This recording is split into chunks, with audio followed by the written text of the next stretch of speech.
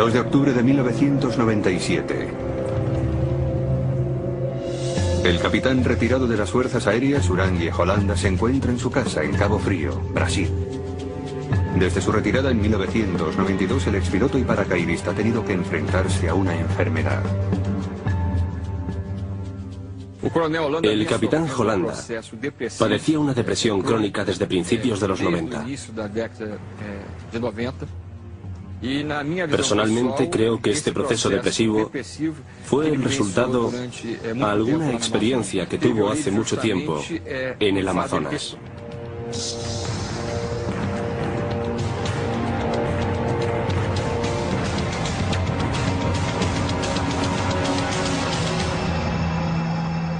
Más tarde, esa misma noche, su hija sube las escaleras que la llevan a la habitación de su padre y se encuentra con una horripilante escena. Su padre estaba muerto. Parecía haberse ahorcado. ¿Sería un suicidio provocado por la enfermedad mental o quizá producto de algo más siniestro?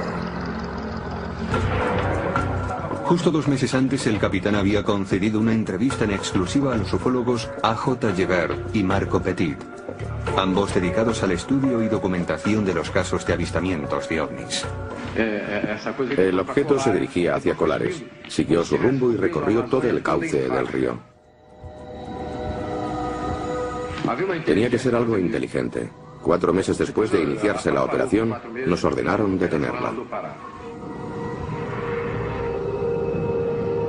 Algunos ufólogos mantienen que Holanda no se suicidó, sino que fue asesinado por contar demasiado sobre una serie de escalofriantes encuentros con ovnis. Algunos supuestamente letales, que se produjeron en la selva del Amazonas 20 años atrás. Aportó su testimonio como testigo presencial, además de que él era el comandante a cargo de una de las operaciones militares más minuciosas en el terreno de la ufología. Hay algo muy extraño, que las fuerzas aéreas no quieren que se descubra. No creo que fuera un suicidio. La muerte de Holanda está relacionada con algo fuera de lo normal. Dejó un mensaje muy claro. Nos están visitando.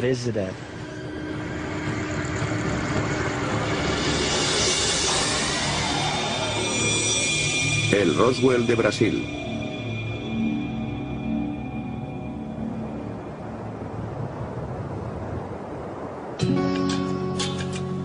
Los avistamientos de ovnis del capitán Holanda empezaron aquí en la isla de Colares, justo en la desembocadura del río Amazonas, en Brasil. Aunque la bulliciosa ciudad de Belén está apenas 2 horas en coche, Colares no está muy avanzada ni cultural ni tecnológicamente. Son gente humilde, pescadores y agricultores que llevan una vida muy tranquila.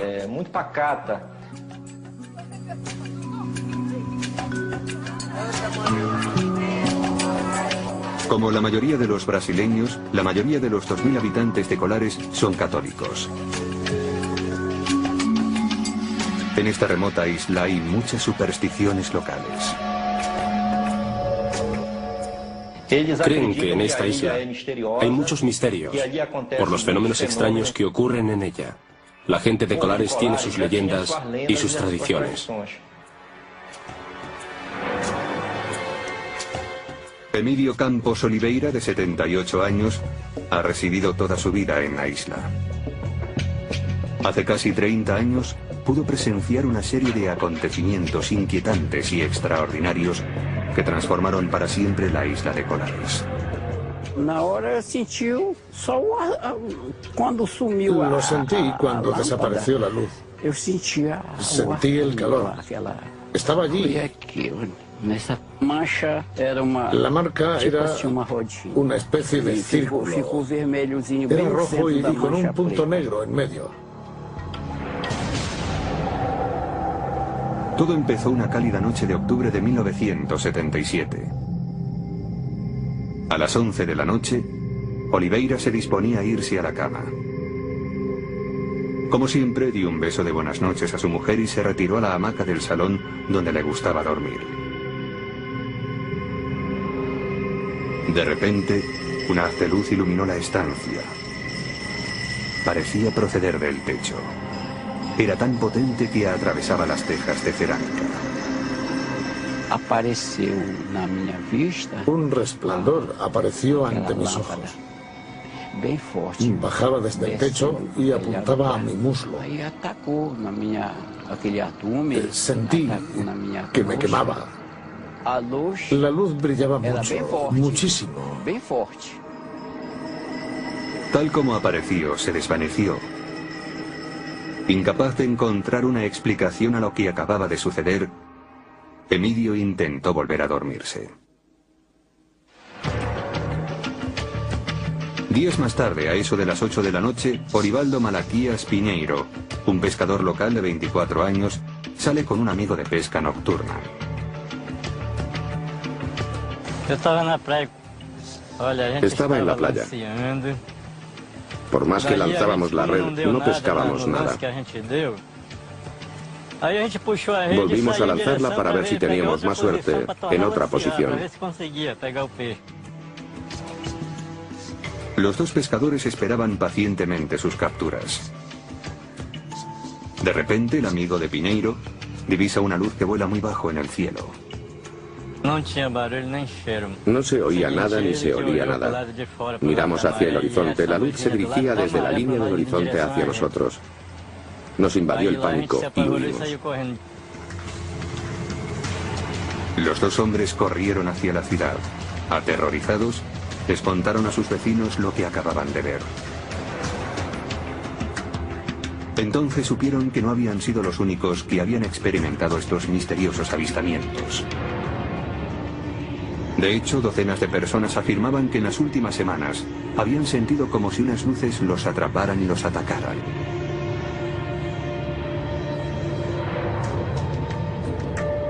Lucía Elena Márquez, una dentista de 25 años, también afirmaba haber tenido extraños encuentros en esa época en una playa cercana. Estábamos en el mercado y se produjo algo impactante. Apareció un objeto y todo el mundo corrió hacia la playa. Vimos dos luces planeando en el cielo.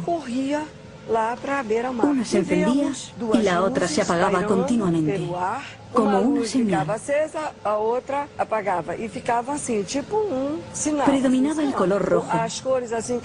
Era el más brillante, junto con el verde, el rojo y el verde y el amarillo de fondo. Después desapareció. Mientras los residentes de Colares trataban de dar una explicación racional a estos extraños sucesos, en Belém, a 2 horas de coche, el periodista Carlos Méndez, de 25 años, recibe una llamada en su oficina. Al principio, recibí llamadas de personas que vivían en la ciudad. Me decían que el periódico debía enviar a alguien porque estaban apareciendo unas luces que tenían aterrorizada a la población. Méndez, que trabajaba para el periódico Estado do Pará, llamó a su fotógrafo. Juntos partieron hacia Colares esa misma noche. Cuando llegaron, los periodistas fueron avasallados por los habitantes del pueblo, ávidos por contarles sus experiencias sobre los insólitos ataques de los rayos de luz. Algunos afirmaban incluso haber sido heridos por las luces. Una mujer me contó que estaba en su casa por la noche cuando de repente vio un resplandor y se dio cuenta de que en su casa brillaba una luz que atravesaba el techo e iluminaba la habitación. La mujer dijo que se le paralizaron los brazos y las piernas y que al día siguiente notó algo raro en el pecho. Presentaba unas marcas en el pecho, como si alguien le hubiera pinchado varias veces en el mismo sitio con un alfiler.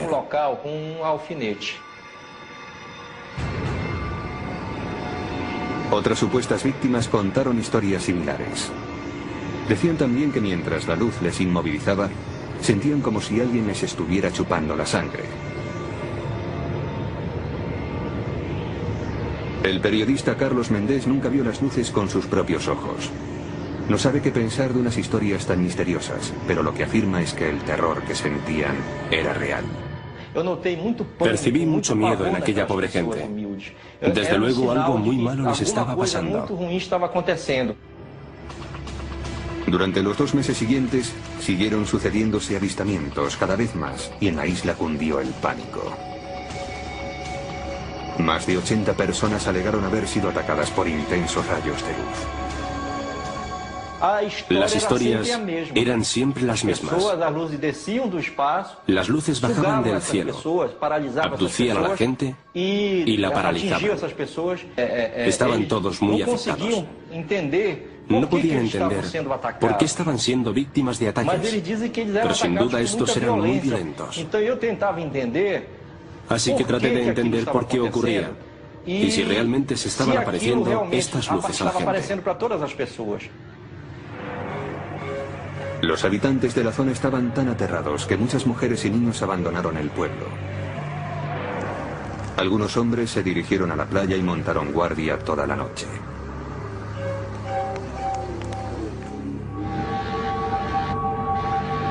Otros permanecían encerrados en sus casas por miedo a ser atacados. Vi el miedo de la gente. Vi esa sensación de pánico que los invadía. Y escuché sus ruegos. Todos pedían ayuda. Parecía como si algo o alguien estuviera atacando a la gente de Colares. Nadie sabía por qué.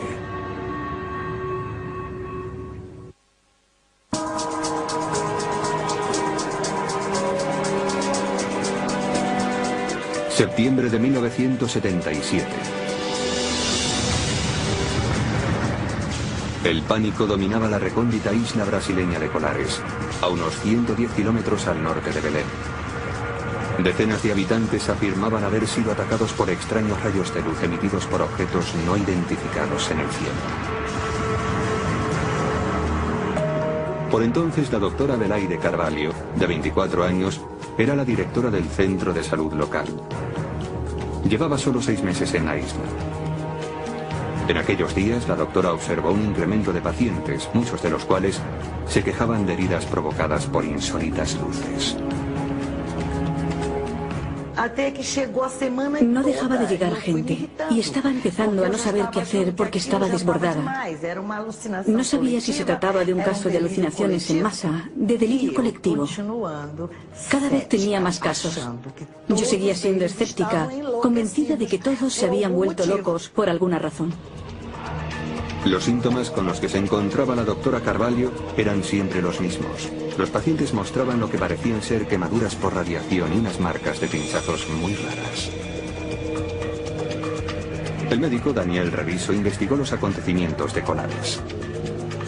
Las marcas se encontraban, por lo general, al nivel del tórax, los hombros, el pecho, en el muslo, en la pierna, y normalmente la quemadura era pequeña. No superaban los 15 centímetros de diámetro. La doctora Carvalho observó pequeñas papilas, como si les hubieran puesto 2 inyecciones en la zona de las heridas.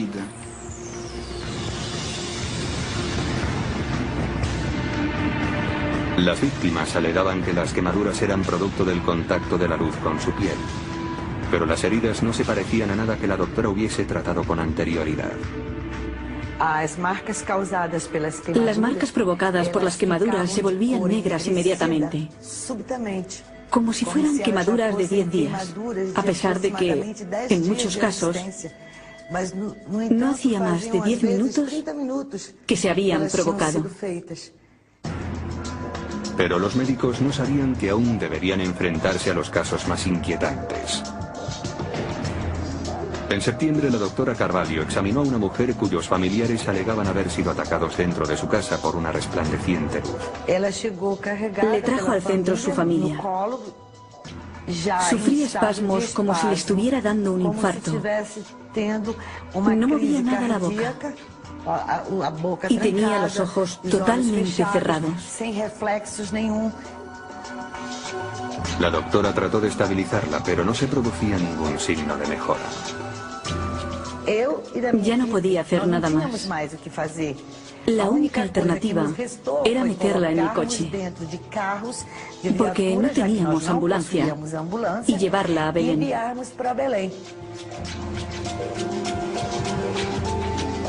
La doctora esperó a ver cómo evolucionaba la mujer. 5 días después, otro caso grave llegó a su clínica. Una mujer que, según los testigos, había sido atacada por un rayo de luz en su jardín. Llegó en un coche patrulla. Tenía tal estado de rigidez que no habían logrado doblarla para sentarla. Así que tuvieron que traerla tumbada en la parte de atrás, con las piernas estiradas, porque no habían podido flexionárselas. La doctora también envió a esta paciente a la ciudad. Poco después, recibió noticias del Hospital Regional de Belén sobre sus pacientes. Ambas habían muerto. Solicité que se determinara la causa de la muerte, porque me pareció de interés para la población, pero la causa de la muerte fue catalogada como desconocida. La doctora Carvalho seguía sin creerse que sus pacientes hubieran sido atacados por rayos de luz, pero le preocupaba que la creciente histeria por los avistamientos pudiera provocar ataques al corazón e incluso infartos. Para intentar poner fin a tanto pánico, Carvalho y otros 2 policías de la ciudad solicitaron ayuda a instancias superiores. En septiembre, el alcalde se puso en contacto con el Mando Aéreo Regional de las Fuerzas Aéreas Brasileñas, o Comar. Es en ese momento cuando el Comar asigna al capitán Uranje Holanda la dirección de un equipo de oficiales de las Fuerzas Aéreas para investigar los inexplicables acontecimientos en la isla. Según el periodista Carlos Mendes, que estudia los incidentes de Colares, el equipo de Holanda pudo haber sido destinado allí porque en la zona se habían registrado repetidos ataques de la guerrilla comunista rebelde. Según él, las fuerzas aéreas pensaban que las luces las provocaban los disparos de las armas de la guerrilla en la selva y el trabajo de Holanda consistía en seguir a los rebeldes. Creo que el objetivo principal del ejército en Colares era investigar si se había producido alguna actividad subversiva por parte de los guerreros comunistas. Pero si eso era verdad, ciertamente el proyecto había recibido un curioso nombre. La misión del capitán Holanda fue bautizada como Operación Platillo. Sin más dilación, Holanda reunió a su equipo. Piñón Frías, un civil de 37 años, fue contratado como piloto. Creíamos que algún tipo de dispositivo estaba invadiendo el espacio aéreo brasileño. No sabíamos de qué país procedía, pero algo estaba violando nuestro espacio. Y las fuerzas aéreas tenían obligación de averiguar qué era. A principios de septiembre llega a Colares el equipo de oficiales, ingenieros y científicos de Holanda. Los hombres montan el campamento e instalan telescopios y cámaras en las playas circundantes. Sus actividades se desarrollan a la vista de todos los habitantes de la isla, en un intento por calmar el pánico que había invadido la zona. Cuando llegamos a Colares, el terror reinaba en toda la ciudad. La población no podía dormir a causa de ello. A pesar de nuestros esfuerzos para tranquilizarlos era imposible, sobre todo a las personas mayores, algunas de las cuales también habían sido afectadas por las luces. Una vez en Colares, el equipo de la Operación Platillo se afana en recoger toda la información posible. El capitán Holanda va a visitar de inmediato a la doctora Carvalho. Lo primero que me propusieron a las 6 de la mañana, cuando recibí la visita de las fuerzas aéreas, era que dijera a la comunidad, a partir de entonces, que todos los casos de personas afectadas eran producto de la histeria colectiva. Para la doctora Carvalho, la reunión era un indicio previo de que las fuerzas aéreas no estaban interesadas en descubrir la verdad, sino más bien en ocultarla. La doctora se niega a colaborar con su plan. No podía engañar a una comunidad que esperaba tanto de mí, sobre todo apoyo y credibilidad. Holanda también se reunió con los testigos locales, incluido Emílio Campos Oliveira, de 48 años, un residente al que supuestamente la luz le había quemado en el muslo.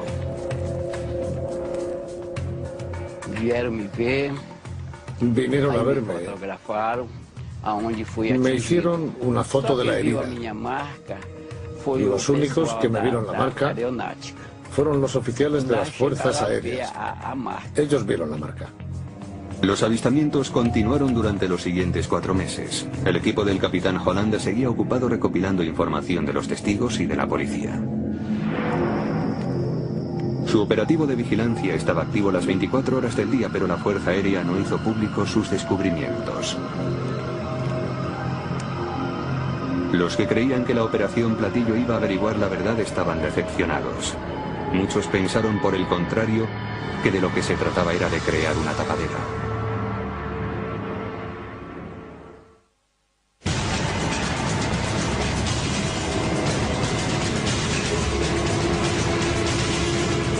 En octubre de 1977, unos extraños acontecimientos en la isla de Colares habían obligado a intervenir a las fuerzas aéreas brasileñas.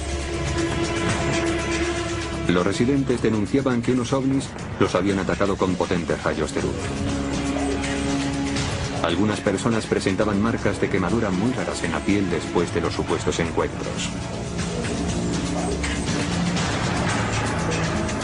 2 mujeres habían muerto.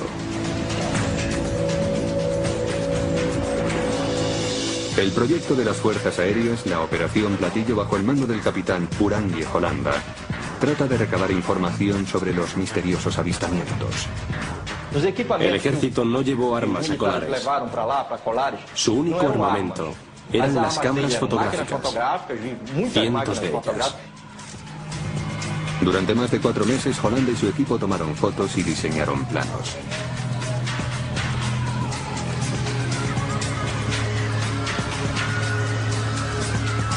Estos son los dibujos reales.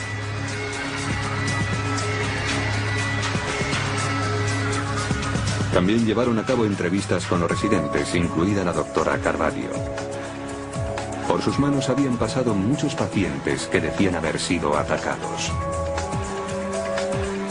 Al principio, la doctora Carvalho se mantenía escéptica ante estas historias, pero no tardó en ser ella misma la que las viviera en primera persona. Eran alrededor de las 6 y Carvalho volvía a su casa después del turno en el centro de salud local. De repente vio la silueta de una mujer.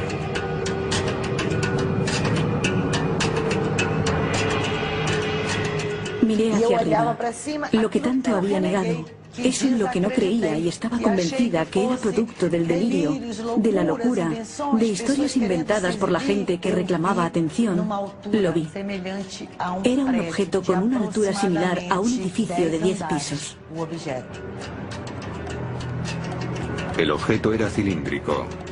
La doctora Carvalho se quedó petrificada ante lo que estaba viendo. Tenía un color que no era ni el del acero inoxidable, ni el de la plata, ni el de nada parecido. Tenía un color muy extraño y se movía con movimientos elípticos. Se dirigía directamente a mi cabeza con movimientos elípticos y luego volvía hacia atrás. Las declaraciones de los testigos coinciden con señales que el radar de las Fuerzas Aéreas situado en una playa cercana captó en ese mismo momento. Aunque el equipo se afanó por enfocar los telescopios y las cámaras, el objeto desapareció. Giró hacia la bahía y desapareció en el horizonte. Hollanda y su equipo continuaron las labores de vigilancia en Colares. Hicieron más de 500 fotografías y grabaron más de 15 horas de película que recogía lo que a ellos les parecían luces brillantes en el cielo.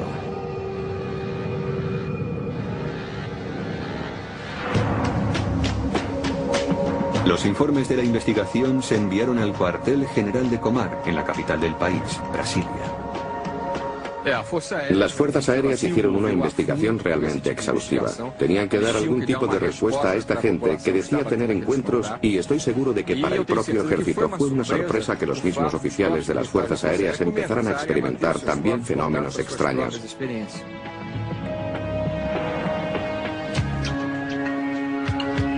En diciembre de 1977, el ufólogo A.J. Gebert y Marco Petit se enfrentaban a otra dura jornada de trabajo en la redacción de la revista brasileña UFO Magazine cuando les llegaron noticias sobre colares.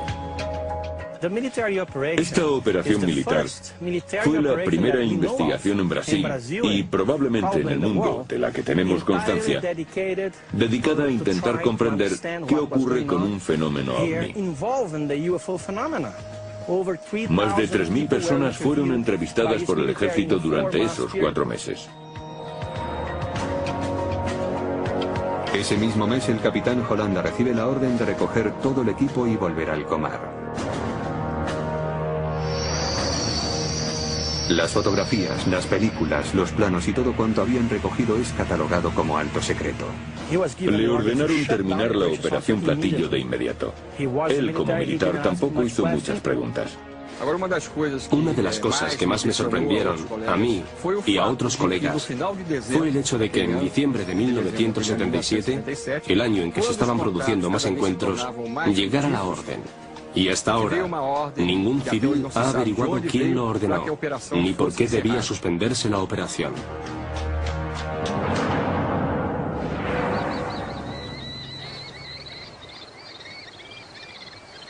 Durante los meses siguientes no dejaron de llegar noticias sobre inexplicables avistamientos y raros ataques. Con el tiempo, las historias sobre luces misteriosas en el cielo calaron en las leyendas locales.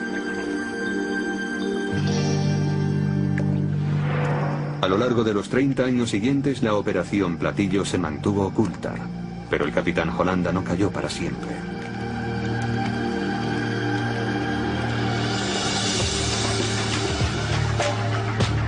En 1997 decide reunirse con A.J. Gebert y Marco Petit a las afueras de Río de Janeiro. La reunión es grabada en vídeo y el capitán cuenta lo que le sucedió en la isla. La nave explotó como un trueno. Una explosión muy fuerte y un resplandor. Despegó a gran velocidad hacia la atmósfera y desapareció entre las estrellas.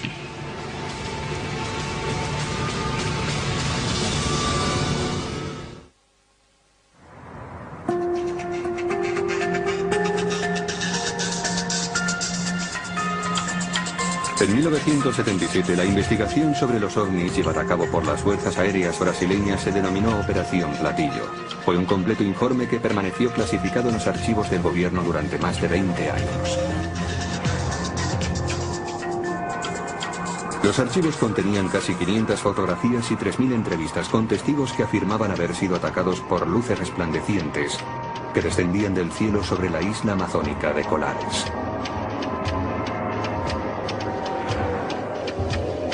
Hasta 1997 no empezó a levantarse el velo del secreto. Junio de 1997. El ufólogo y editor de la publicación brasileña UFO Magazine, A.J. Gebert, está trabajando cuando recibe una llamada telefónica. Al otro lado de la línea, el capitán Urangui Holanda.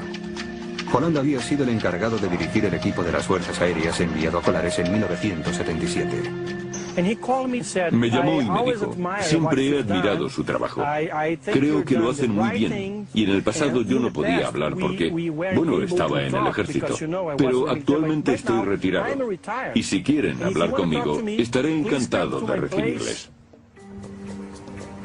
Enseguida Gebert y su coeditor Marco Petit pusieron rumbo hacia la casa de Holanda. Durante 2 días, los 3 hombres mantuvieron reuniones en la casa del capitán en Cabo Frío, justo a las afueras de Río de Janeiro. Grabaron todas esas reuniones. Era un hombre con una memoria muy lúcida. Tenía una memoria extraordinaria. Aportó datos muy precisos sobre lo que pasó hacía 20 años. Nos dejó impresionados.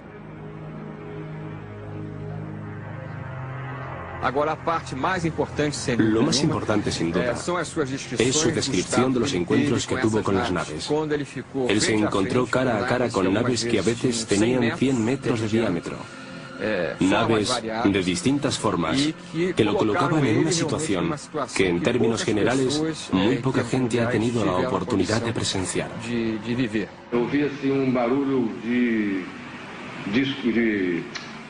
Se oía algo así como el sonido sordo de un aire acondicionado.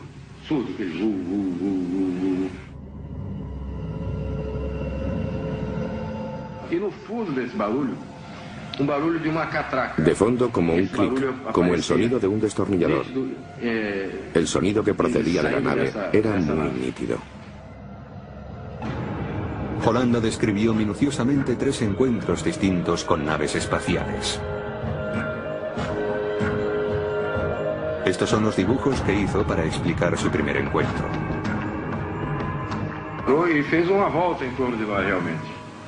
Les dijo a los investigadores que el segundo encuentro lo tuvo una noche cuando él y su equipo montaban guardia en la playa. La luz se acercó a nosotros y se detuvo justo encima. Estaba alta, muy alta, pero se paró y formó un círculo sobre nosotros. Formó un círculo y despegó en dirección este. Entonces el capitán describe su último y más escalofriante encuentro. Les dijo a los ufólogos que recibió la visita de un alienígena de una de las naves mientras estaba en la cama.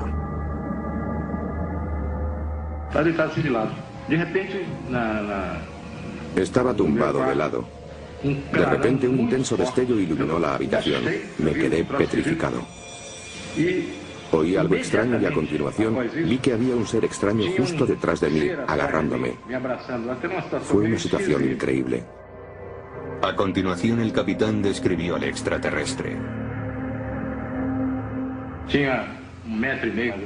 Medía 1,5 metros más o menos, e iba vestido con un traje como de astronauta o de submarinismo. Era suave. No le apretaba mucho, no le vi la cara. Llevaba una máscara gris plomo, pero no puedo dar detalles de la cara, no se la vi. De hecho, no le vi los ojos ni nada, como si no tuviera forma.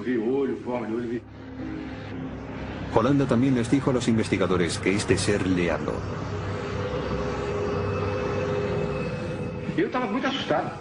Estaba muy asustado. Le tenía detrás de mí agarrándome, estrujándome. Y me habló al oído en portugués, con una voz como de ordenador, metálica.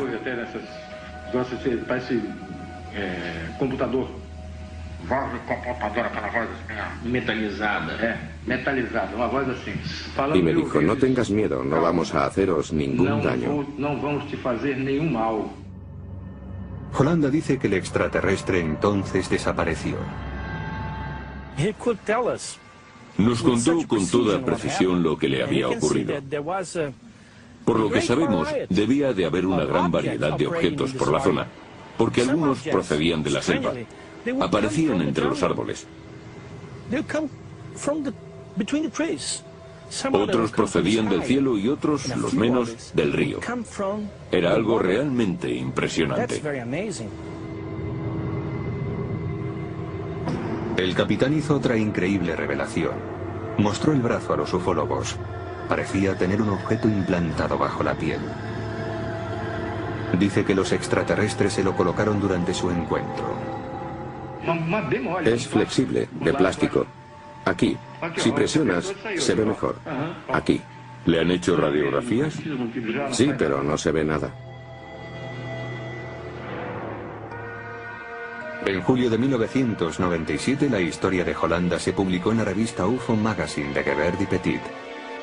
Pero quienes esperaban que tan impresionante revelación forzara una segunda investigación quedaron decepcionados. En su lugar, se inició un nuevo capítulo del misterio de Colares. El 2 de octubre de 1997, el capitán Holanda muere. La causa oficial de la muerte fue asfixia, pero sobre ella sigue existiendo la sospecha al respecto de si fue accidental, un suicidio o incluso un asesinato. Según sus colegas, a Holanda le precedió un historial de enfermedad mental y ya había intentado suicidarse con anterioridad. Sin embargo, los que conocen al capitán afirman que no pudo ser un suicidio. Su copiloto, Piñón Frío, no descarta la posibilidad del asesinato. Holanda nunca se hubiese quitado la vida. No puedo acusar a nadie de nada, la verdad, pero él nunca se ataría una soga al cuello y se colgaría de ella. Sin embargo, A.J. Gebert no es de la misma opinión. Se quitó la vida. Fue su decisión.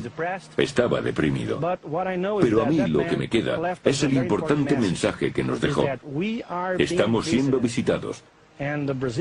Y las fuerzas aéreas brasileñas, es decir, el gobierno, lo saben. En marzo de 2004, A.J. Gebert y Marco Petit deciden pasar a la acción. 6 años después de la muerte del capitán, solicitan acceso al informe secreto de Colares con motivo de una campaña fomentada por ellos, llamada Libertad para la Información sobre los OVNIs. Como investigador experto en ovnis y como ciudadano de Brasil, creo que el tipo de información a la que nos referimos no debería estar restringida al ejército o a las altas esferas militares. Debería ser pública para toda la sociedad.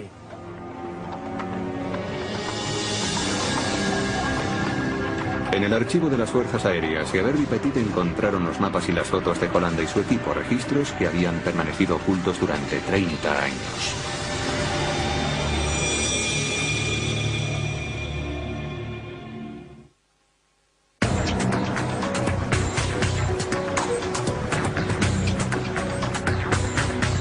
El 20 de mayo de 2005, los ufólogos brasileños A.J. Gebert y Marco Petit, junto con otros tantos expertos en ovnis, llegaron al cuartel general de las Fuerzas Aéreas brasileñas para examinar los documentos clasificados. Su presión obligó al ejército a revelarles esta información. Estos archivos contenían datos sobre la investigación militar realizada en 1977 llamada Operación Platillo. Gebert y Petit pensaban que los registros contendrían información sobre la actividad de los ovnis en la isla de Colares. Un general nos dijo que había recibido órdenes del comandante de las Fuerzas Aéreas brasileñas para que nos abriera todos los archivos, que podíamos leer todo lo que quisiéramos. No obstante, ambos ufólogos denuncian que no se les permitió ver todos los documentos sobre los incidentes.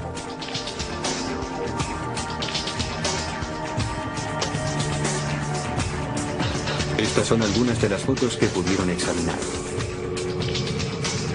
De las más de 2.000 páginas de texto, 500 fotografías y 15 horas de película existentes, solo tuvieron acceso a 110 fotos y 200 documentos. El material era tan revelador como intrigante.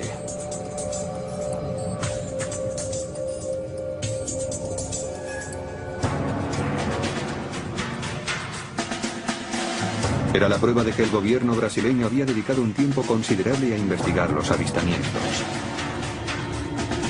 Había muchas declaraciones aportadas por testigos presenciales. Los archivos contenían más datos de los que nunca se hubieran imaginado los ufólogos. Gebert y Petit no pudieron ver el contenido de las películas, pero sí las fotos tomadas por el capitán Holanda, el responsable de la Operación Platillo. Las fotos en blanco y negro mostraban luces que brillaban en el cielo nocturno. En ufología, una imagen no vale más que 1000 palabras. Es necesario analizar el informe de quienes hicieron la fotografía. El minucioso informe del capitán Holanda contenía dibujos y descripciones de sus supuestos encuentros con naves extraterrestres. Tuvimos acceso a varios documentos en los que se describían los encuentros detalladamente, incluidas las reconstrucciones de los hechos en forma de dibujo, no solo de los casos experimentados por el ejército, sino también de los que implicaban a la población civil. Los documentos narran distintos encuentros con las misteriosas luces. Se ven ovnis acercándose a la gente y a veces se hacen más pequeños, se encogen, se agrandan, parecen más brillantes, como más iluminados. El informe concluye describiendo las marcas de quemaduras y pinchazos provocados supuestamente por las luces, pero no aporta ninguna prueba de que exista una relación. El informe deja esta y muchas otras preguntas sin respuesta. No pretende establecer el origen de las luces, ni trata de desmentir la hipótesis de que procedan de una nave extraterrestre.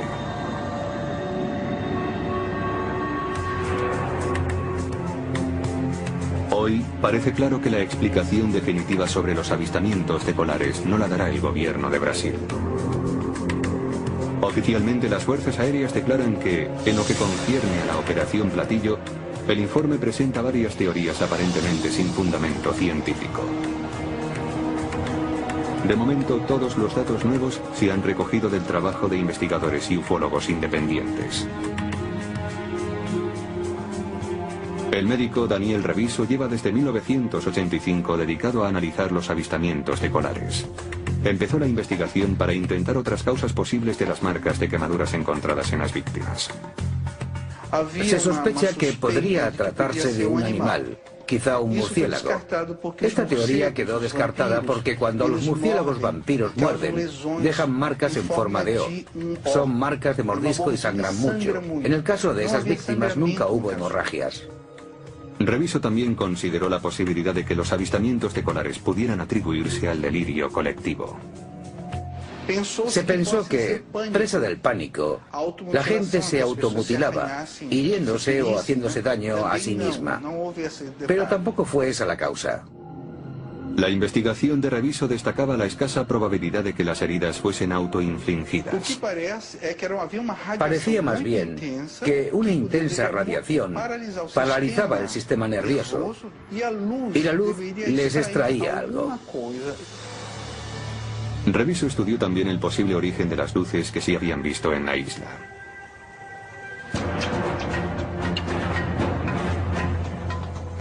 En el momento de los avistamientos, el gobierno de Brasil estaba luchando contra las guerrillas comunistas en el estado de Pará en el que se encuentra Colares.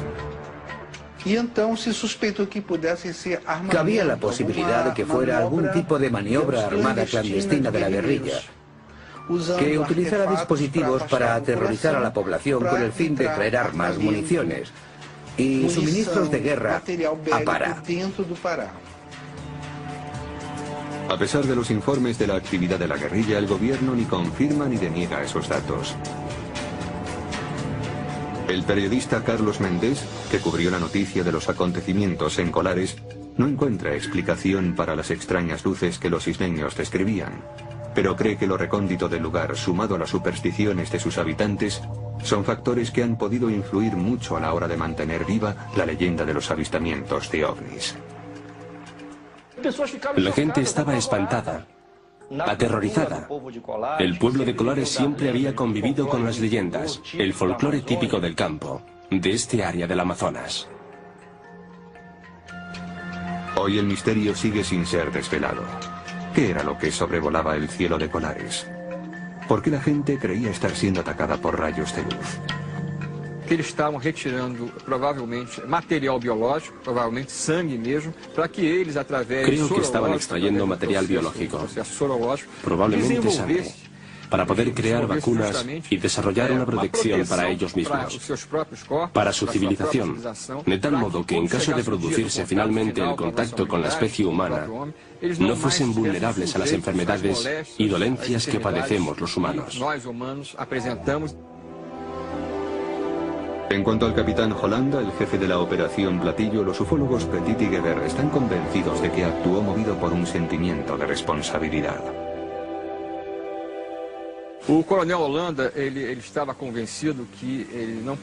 Holanda estaba convencido de que no podía morir sin contar la historia. Era esencial que la conociéramos por sus protagonistas, en su caso, por quien lideró la investigación de principio a fin. Simplemente pensó que podría morir en cualquier momento y que la verdad lo haría con él, y no quería que eso sucediera. Nos dejó un importante mensaje. Estamos siendo visitados.